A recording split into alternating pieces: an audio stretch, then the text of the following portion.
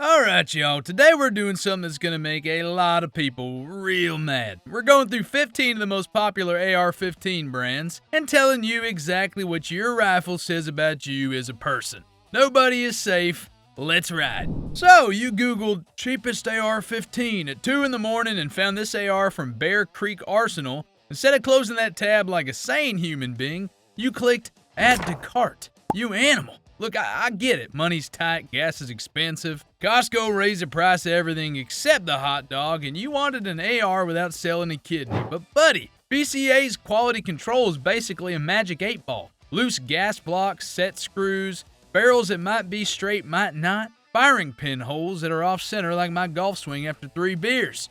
These aren't rare horror stories. This is Tuesday at the BCA factory. People are getting rifles that won't cycle after 50 rounds.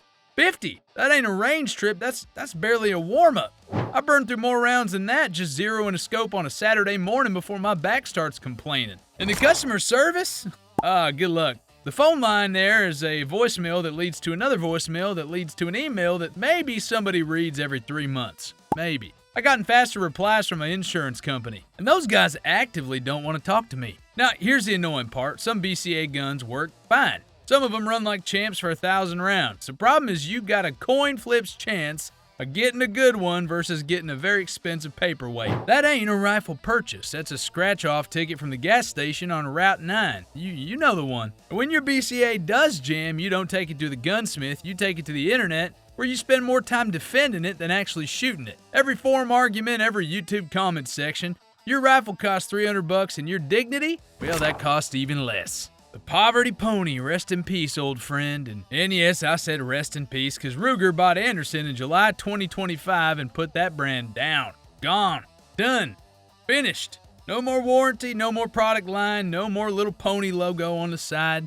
Just memories and whatever's still sitting on dealer shelves collecting dust and sadness. So, if you're rocking an Anderson lower right now, well, congrats. You own a piece of discontinued American history. The cheapest piece of history money could buy. But you know history nonetheless. Back in the day, you could have grabbed a stripped Anderson lower for $30 to $50. $30? That's less than a Costco run where you went in for just paper towels and came out with a kayak and a 6-pound bag of cashews. You built your whole rifle on YouTube tutorials, prayers, and whatever parts were on sale that week. Your build list looks like the clearance rack had a baby with a wish list. The famous cope was always, "The lowers are all the same, bro." And honestly, that ain't entirely wrong. Anderson lowers were 7075 T6 aluminum machined to mil spec, same as everybody else. The pony logo just didn't hit the same as a BCM roll mark when you're trying to look cool at the range. But here's what people do forget. Anderson produced more serialized AR lowers than any other company in America. Over 300,000 in 2023 alone. More than PSA, more than Arrow. They were literally the backbone of budget AR building in this country, and now they're gone. Your rifle probably works fine.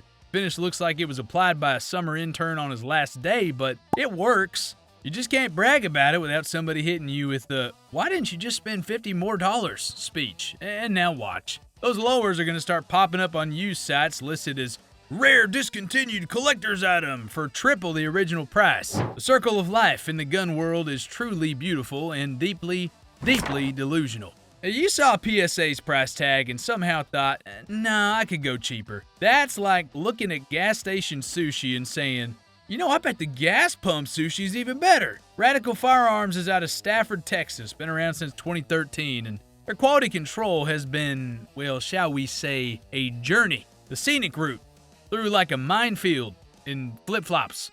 Early on, they had barrel extensions coming loose, gas ports drilled to the wrong side, chambers cut so bad their own website tells you not to use certain brands of ammo. Read that again.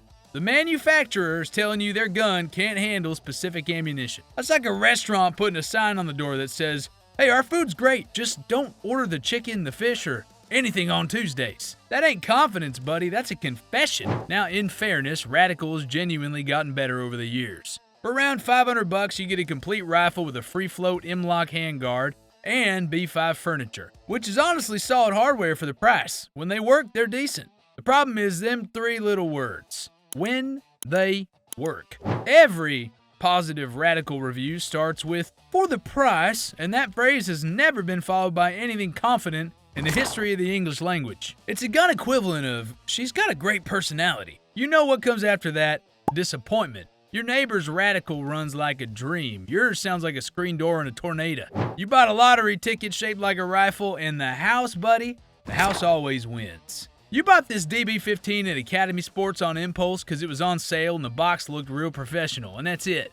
That's the entire story of how you became a Diamondback owner. Your purchase decision had the same energy as grabbing a candy bar at the checkout line, except this candy bar is chambered in 5.56 and costs a little over $500. Nobody on planet Earth has ever woken up and said, "Today I'm gonna buy a Diamondback." It just happens to you, like a fender bender or a bad haircut or realizing you left your phone in the fridge again. Okay, maybe that last one was just me. But anyways, the DB-15 lives in that sad no man's land of the AR market where it's not cheap enough to be a proud budget pick and not good enough to be a real recommendation. It just kind of exists. Like that one cousin at Thanksgiving nobody remembers inviting, but he already ate like half the deviled eggs and he's asleep on the couch by 1:30. Every single person you show this rifle to says the exact same thing. Why didn't you just get a PSA? It haunts you. That question follows you around like a student loan. It's in the comments, it's at the range. It whispers to you at night when you're trying to sleep. Why didn't you just get a PSA? And look, the DB-15 isn't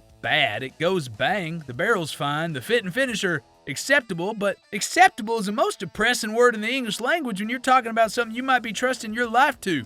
You know what else is acceptable?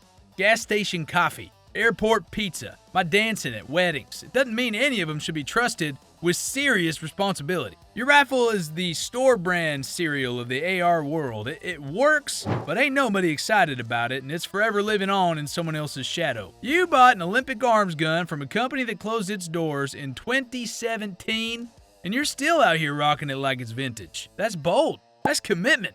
Also a little bit sad, not gonna lie. Olympic Arms was around for over 40 years out of Olympia, Washington, and they actually pioneered some cool stuff. They were among the first to build AR-15s and pistol calibers like 9mm and 45 ACP. Had a gun in a Harrison Ford movie and everything. Very cool resume. Problem is, innovation and quality are two completely different things. And Olympic went all in on one and, well, they completely ghosted the other, kind of like me in technology. The quality was rough, bolt issues, extraction failures, out-of-spec parts, finishes flaking off faster than my New Year's resolutions. One guy in a forum said he went through 30 Olympic ARs and training classes and not a single one made it through a full course without a malfunction. 30!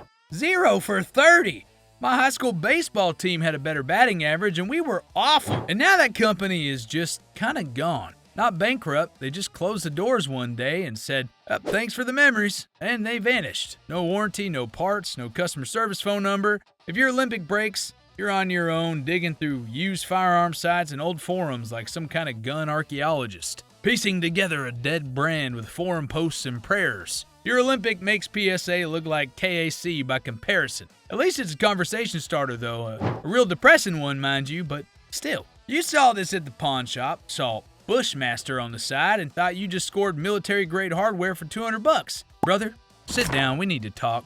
And you're not gonna like what I got to say. Both of these brands got gobbled up by Cerberus Capital Management back in the mid-2000s. Cerberus, named after the three-headed dog that guards the gates of hell. That should have been everybody's first clue. They crammed Bushmaster, DPMS, and Remington into something called the Freedom Group, which is a real funny name for a company that was about to imprison the quality of every brand that it touched. The skilled workers who actually knew how to build these guns, well, they were laid off. Production moved to save pennies. Quality fell off a cliff so steep you'd need a parachute, a helmet, and a real nice life insurance policy, because by the time Remington Outdoor Company filed for bankruptcy in 2020, Bushmaster and DPMS were already dead brands walking. Zombie guns. Bushmaster got bought by Franklin Armory and relaunched out of Nevada. DPMS got scooped up by Palmetto State Armory's parent company, and neither one is anywhere close to what it used to be. Though that pawn shop find you're so proud of probably has parts from 3 different production eras, a finish that's seen better decades, and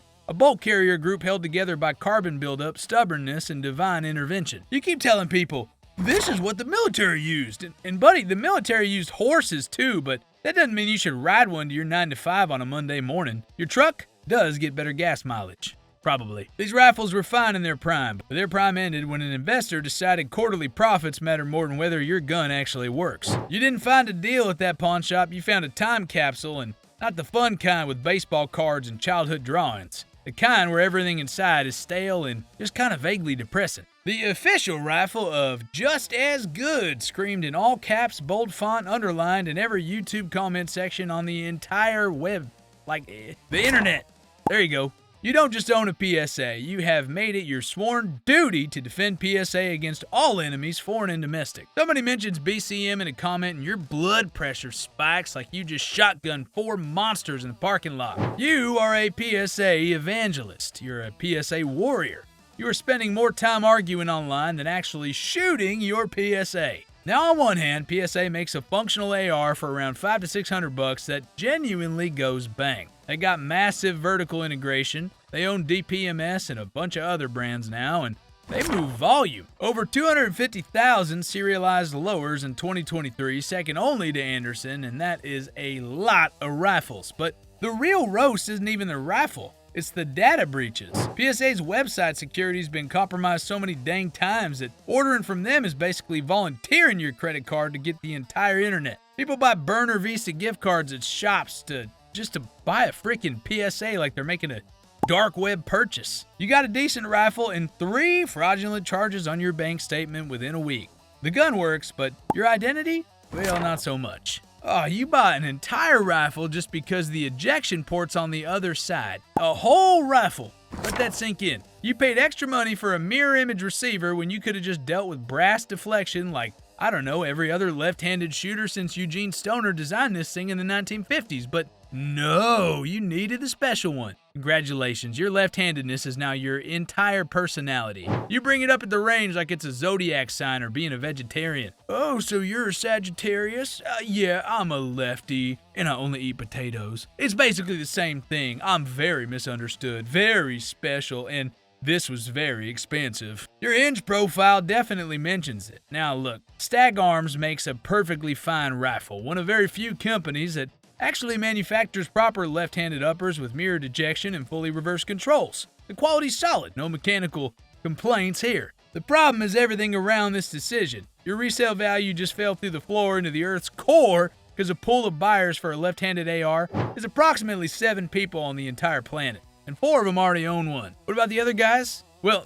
2 of them are arguing about it on Reddit, and the last guy lost interest and bought a Tavor instead. You can't swap uppers with your buddy, can't grab parts off the shelf without triple checking compatibility and making the guy behind the counter wish he'd called in sick. You can't borrow anybody's spare bolt because nobody else's parts work in your backwards gun. And every single time someone asks about your rifle, it becomes a 20-minute TED Talk about left-hand ergonomics and brass trajectory that nobody asked for. You created more problems, spent more money, and then made it everybody else's problem too. You know what you and your left-handed AR have in common? Nothing about either one of you's right.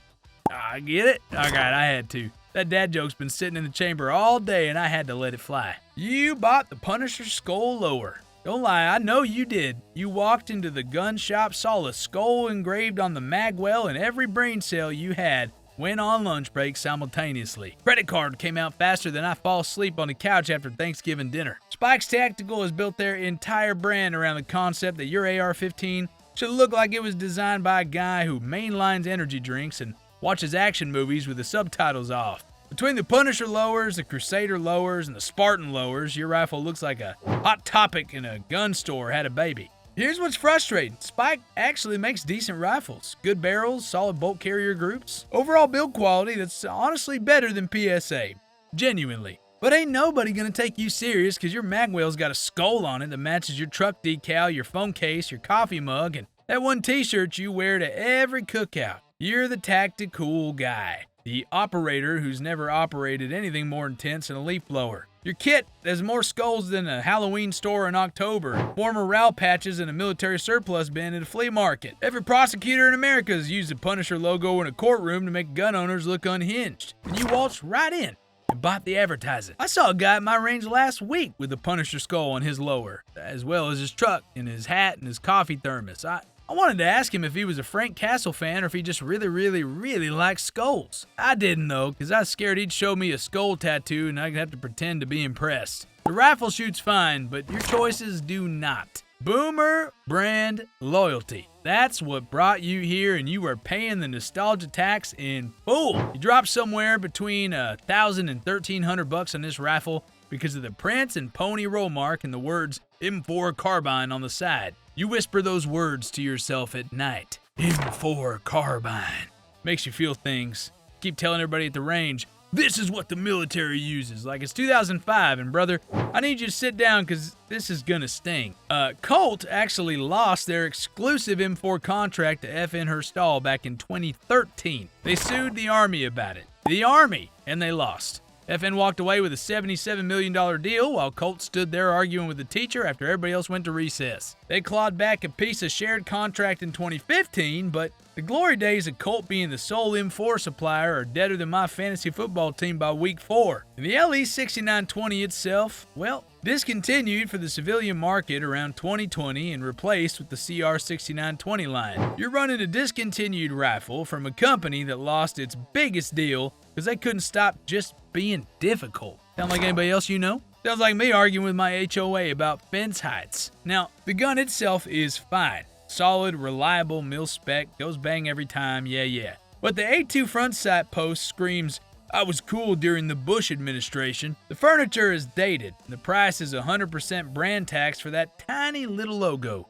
BCM, Aero, IWI, Zion 15, all of them give you more modern features for less money. You're not paying for performance, you're paying for a history lesson, and buddy, that tuition is way too high. Let me guess, you work in IT, you call your rifle a duty gun, even though your only duty is responding to Slack messages from your couch, and you bought this one because r/AR-15 told you it was the one. The Daniel Defense DD-M4V7, the official rifle of guys who take in more Instagram photos of their gun than they have actually fired rounds through it. Your post history is 60% glamour shots on various tactical surfaces with dramatic lighting, and 40% arguing with strangers about whether cold hammer forged barrels matter for the 300 rounds a year that you shoot. Just 300 rounds. Here's what makes this roast hurt. The DDV7 is genuinely excellent. Cold hammer forged, chrome line barrel, rock solid M-lock rail. That grip and rip charging handle is seriously legit.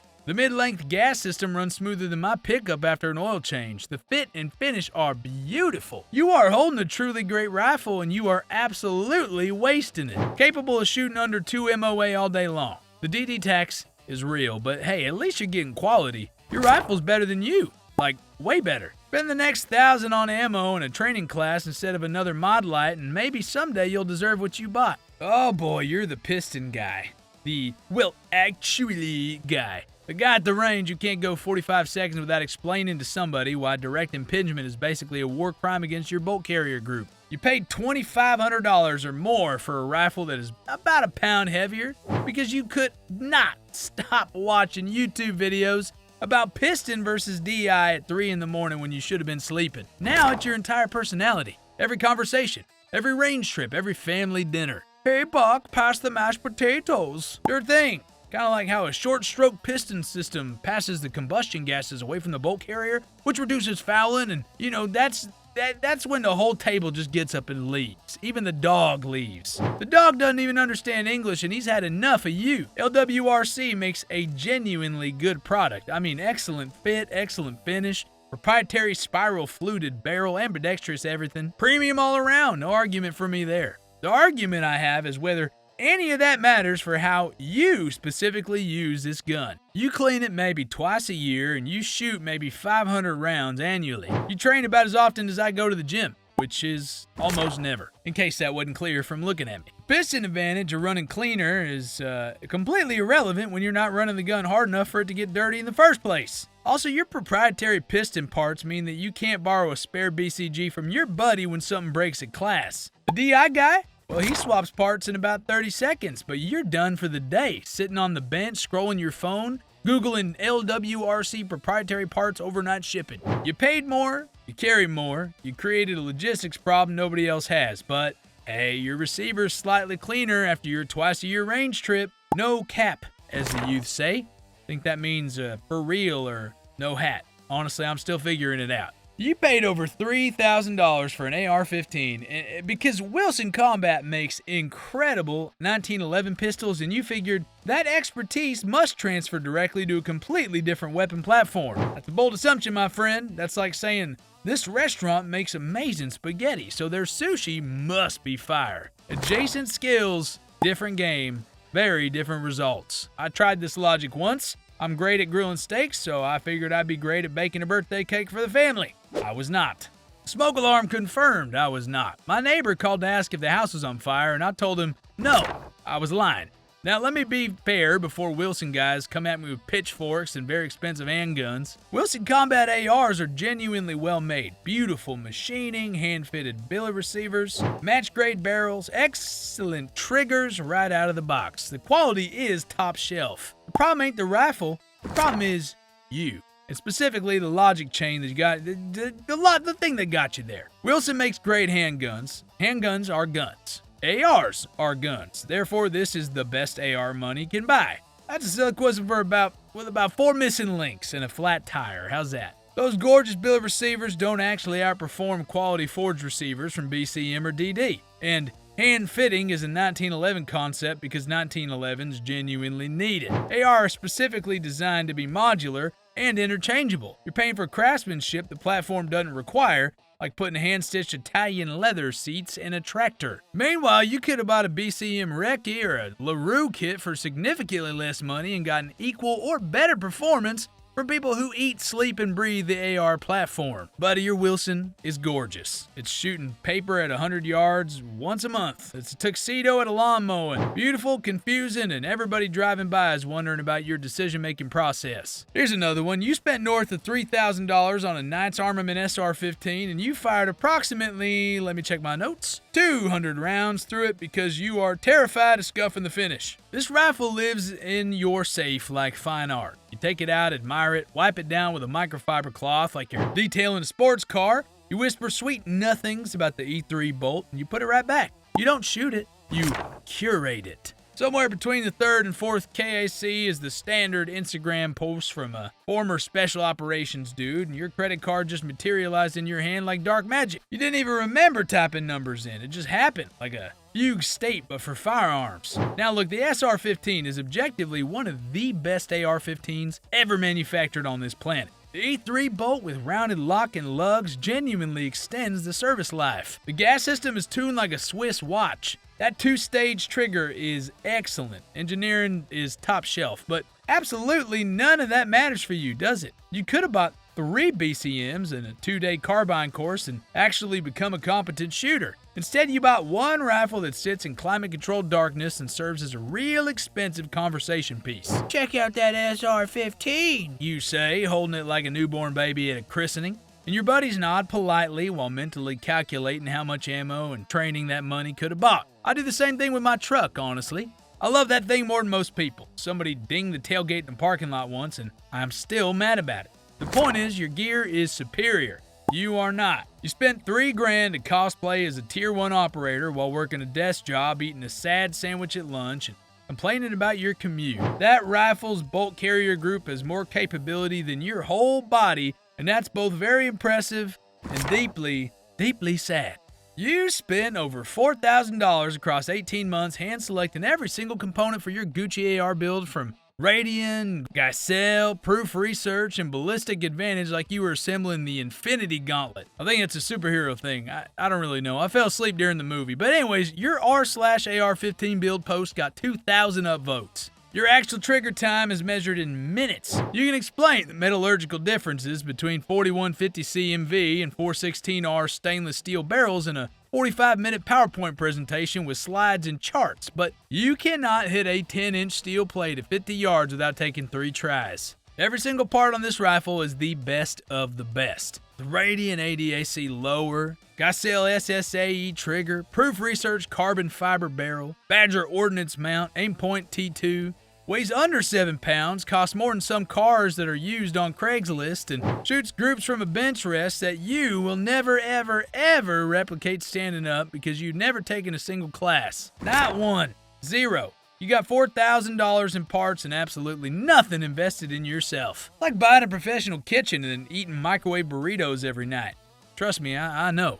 I got a nice kitchen, and I eat a lot of microwave burritos. Y'all know about lean cuisine? The ones that are supposed to be healthy but taste kind of like regret and frozen sadness? Anyways, moving on. Your build is a monument to research without application, theory without practice. It's a symphony written by someone who's never heard music. I'm not going to tell you the rifle's bad because it's not. It's incredible. I'm begging you to take a class, though. Drive to the nearest reputable instructor, pay the $300, and shoot that beautiful gun for 2 days straight. Get your money's worth, because right now you got a $5,000 Safe Queen and a $0 skill set, and even my 401k is a better return on investment than that. And trust me, buddy, my 401k is crying. But my friends, that wraps up what your AR-15 says about you, and if you're mad right now, it means I was talking about you specifically. If you laughed, learned something, or just enjoy watching people get roasted about their questionable life decisions, well, smash the like button, hit subscribe, and stick around, because we got a lot more coming.